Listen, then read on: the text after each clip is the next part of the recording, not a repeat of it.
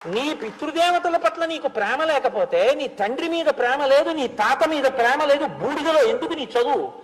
ఎందుకు పనికి వస్తుంది? తండ్రిని వృద్ధాశ్రమం, తల్లిని వృద్ధాశ్రమం, నీ పినతండ్రిని గౌరవించో, పెద్ద తండ్రిని గౌరవించో, గురువుని గౌరవించో. నీకు ఎవ్వరి పట్ల గౌరవం లేదు. నీ ఎంత నువ్వు పుట్టావు, నీ ఎంత నువ్వు పెరిగావు. నీ శుభలేఖ మీద పెద్దవాళ్ల పేరు ఉండదు. నీకు నువ్వు పిలుచుకుంటూ శుభలేఖ వేసుకుంటావా? అనాథవా నువ్వేమన్నా? నీకు తల్లిదండ్రులు లేరే? I solicit your gracious presence ఏమిటండి? నీ పెద్దవాళ్ళు పిలవాలా, నువ్వు పిలుచుకుంటావా? నా పెళ్లికని ఎవరు లేరా నీకు? అనాథమా?